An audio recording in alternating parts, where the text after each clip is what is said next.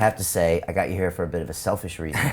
Because out of a weird change of circumstances, about 2 months ago, I got challenged to run my first Ironman 70.3.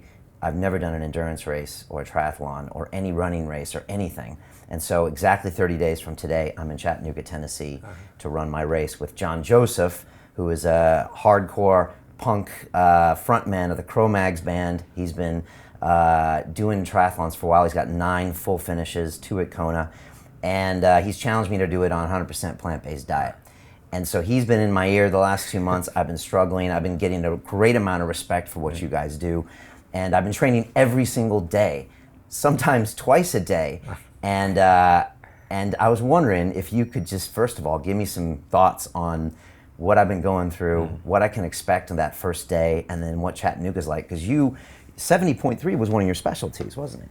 Yeah, 70.3 is a great stepping stone for Ironman. So yeah, most of us primarily race 70.3s, and then we do maybe 2 Ironman a year, maybe just 1. But what you just said, you hit the nail on the head. With endurance, especially triathlon, consistency is king. So the fact you're saying you're doing something every day, as opposed to kind of being a weekend warrior and training 7, 8, 9 hours at the weekend, then having Monday, Tuesday, Wednesday off, that's not the best thing for your body to adapt, especially if you're new to endurance. It's a little and often, and then hopefully as your body adapts, it's a little bit more, but very often. And I think also it's hard to find that balance because of the swimming is such a different demand on your body than cycling, and then the same with running. And it's getting that balance of all 3 disciplines going forward. Do you train your strength so you're going to make more gains up, or do you train your weakness to catch up? There's so many different ways to do it. But no, I think you'll have a great time. We had the World Championships in Tennessee last year. And it's a great little city, and the course is really, really challenging actually. I think you set you up a little bit there. Challenging? Wait, tell me more about this. So, the swim's great. It's upriver at the start of the swim. But right? It's a fast swim because, have you done much open water swimming? No. It's a little bit different. Maybe you probably won't be able to get in. You can maybe swim in the Serpentine this weekend if you fancy it in a wetsuit, but it is a different feeling.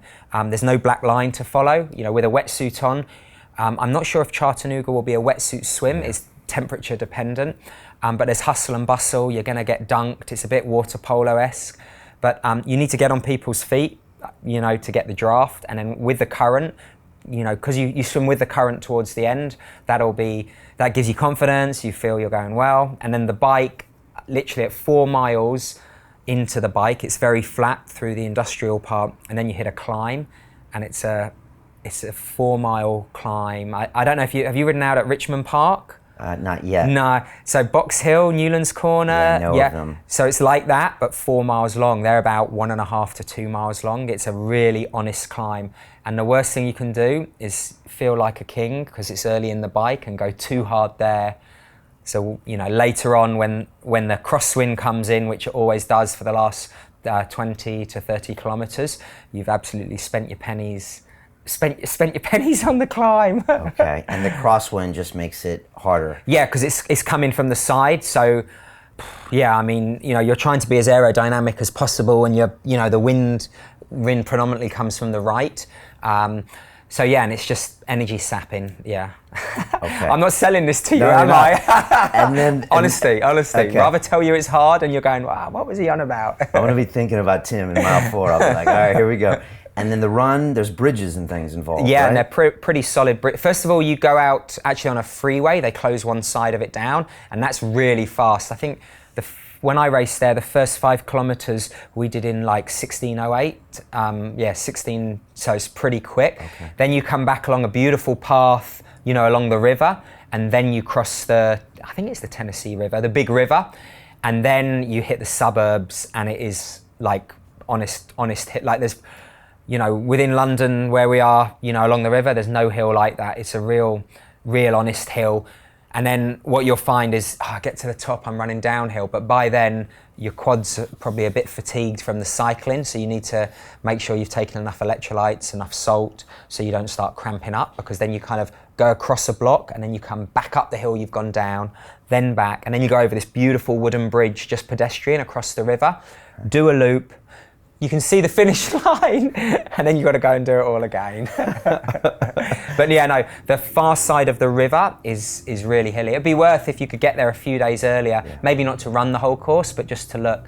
And because the world champs were there, I think it was on NBC, so you might be able, it could be worth watching some of the pro races just to see different, you know, aspects of the course and hear what the commentators normally are pretty clued in, you know, how they describe it, just to give you, but don't tell John that. Okay, all right. And what about just the anxiety of everything? I mean, is there any way to just to kind of, because it's the first one, so you can't really teach that, right? No. Do I just have to stay calm? Yeah, but it's maybe not as easy as that. No, definitely. I mean, everyone deals with it differently. How I like to do it is I'm very practical. Kind of like when you get to transition in the morning, you actually have to do a lot of things. You've put your bike in the day before, that's what they make you do. And but you kind of have to check your tires.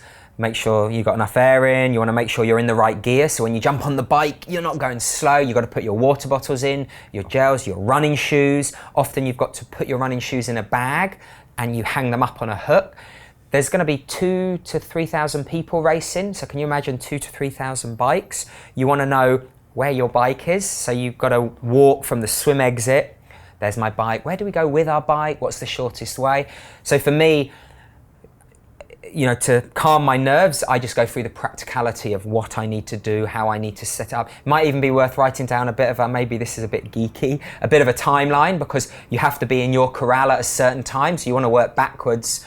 You know, you maybe you want to do a little jog warm up. You know, you're going to need to stop in the Portaloo probably just to, you know, before you put your wetsuit on.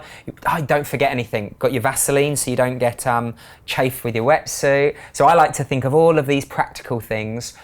You know, so hopefully, you know, you're not too caught up in losing energy, wasted energy through being crazy nervous and whatnot. Okay, now I'm more nervous.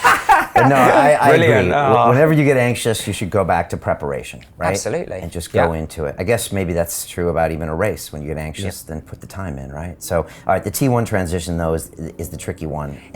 I mean, it is, but if you've prepared, you know, like bad preparation, bad performance, you know, it's often where people get the highest heart rate, believe it or not, just because, you know, they've been prone for so long swimming, they stand up and they're sprinting, I want to beat him, he's just in front of me. But in the grand scheme of a 5-6 hour race, rather just relax in transition. I'm not saying have a cup of tea and sit down like some people do, but don't, you know, if you're going to catch them, you're going to catch them. But yeah, you don't want to get flustered and waste energy and stress. And you don't want to get those stress levels up at that stage when you need to calm down, get on your bike and get back into the zone.